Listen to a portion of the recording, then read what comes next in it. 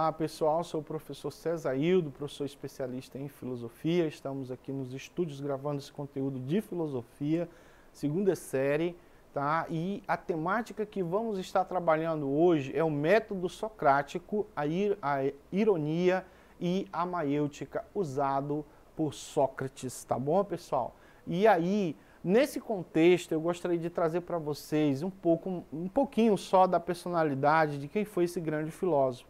Ele faz uma divisão entre os sofistas, que eram os pensadores antes dele, né, que vieram desde Tales de Mileto, até eles eram praticamente ligados à física, ao mundo sensível, ao mundo suprassensível. Eles tinham ideia de que o conhecimento vinha a partir da terra, do fogo, da água, dos elementos da natureza, por isso que eles são chamados naturalistas.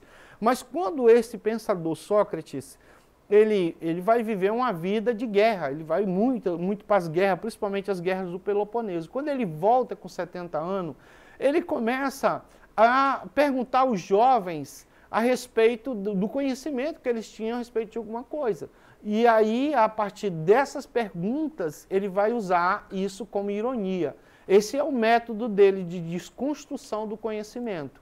Ao perguntar para o jovem ateniense ou grego a respeito de alguma coisa, ele procurava as razões por que aquele jovem tinha. E aí chegava um ponto que o jovem não podia mais prosseguir. E não prosseguindo, ele queria dizer, agora está na hora de você aprender alguma coisa. E então ele desconstruía isso, e ao construir um novo conhecimento a partir dessa desconstrução, ele vai chamar de maiêutica. Por que ele vai chamar de maiêutica?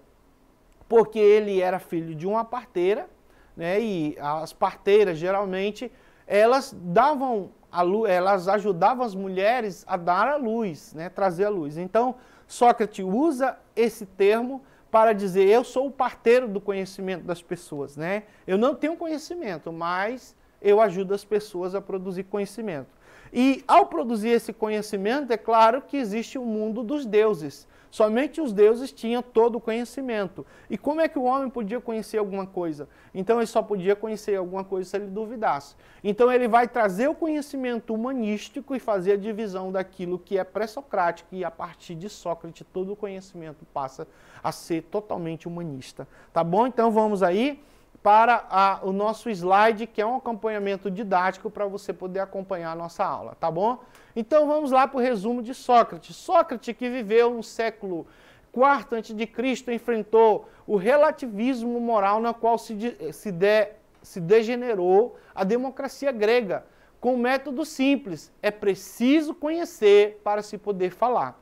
A democracia propunha uma isonomia, uma igualdade entre cidadãos, capacitando-os a exprimir suas opiniões e interesses em assembleia, na construção da comunidade. Porém, o escândalo proporcionou a inquisição de Sócrates, ou seja, ele foi colocado na fogueira, né? Então, o escândalo do Logos, ele vai trazer a razão em vez da physis. A physis era o conhecimento natural a partir dos elementos da natureza. Então, ele vai trazer a razão para os gregos. Ele é responsável, segundo Nietzsche, por trazer a tragédia. Nietzsche vai escrever uma obra chamada O Nascimento da Tragédia, que vai acusar o Sócrates de ser esse corruptor, esse que vem trazer a corrupção entre os gregos. Tá? Este perdeu seu vínculo com as coisas, a sua consubstancialidade, e era ensinado como uma ferramenta que visa apenas convencer o seu adversário, que na verdade é a sua tese oposta. Então ele vai construir, na verdade, é um dualismo, ele vai fazer com que o ser humano venha entrar em crise a respeito da sua dóxia, do seu conhecimento, do seu achismo, do seu senso comum, e construir um pensamento racional. É por isso que ele é o divisor de água. Tá bom, pessoal? Vamos prosseguir aqui com o nosso slide, tá?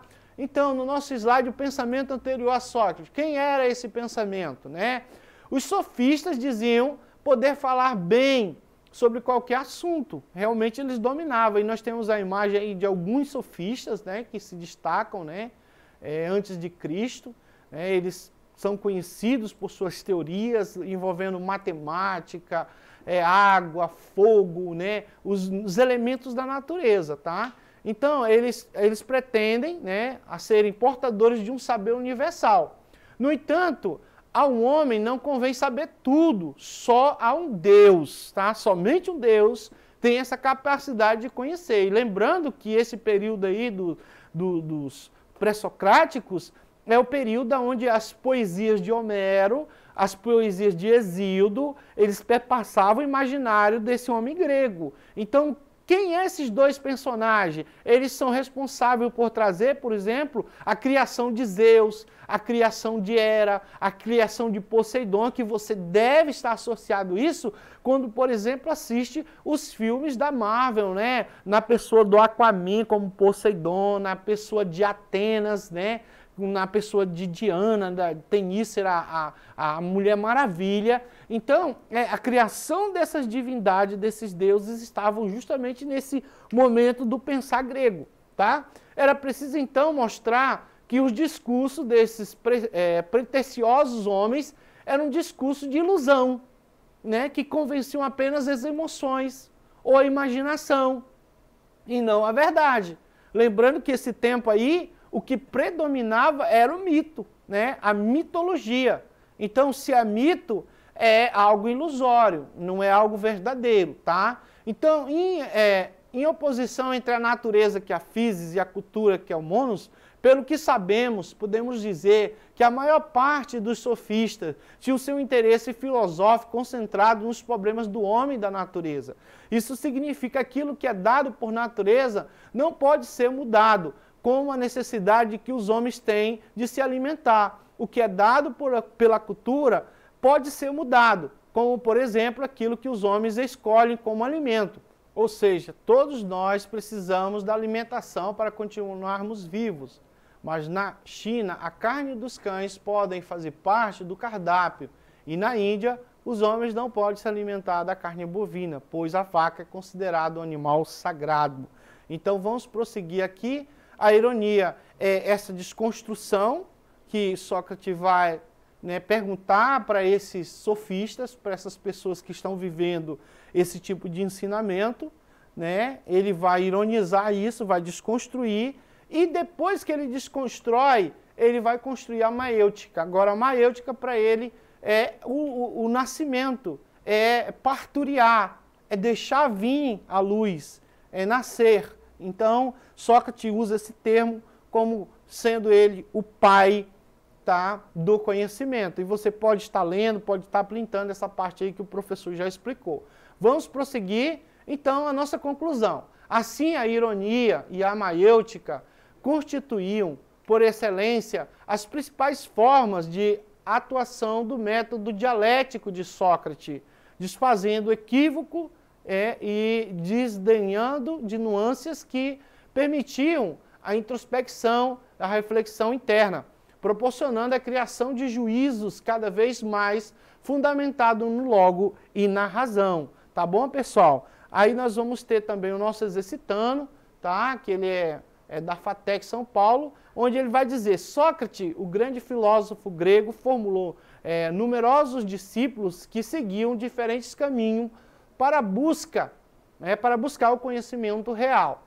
A grande preocupação socrática era interpretar o mundo como sendo espiritual e organizado segundo uma moral baseada em verdadeiros conselhos imutáveis.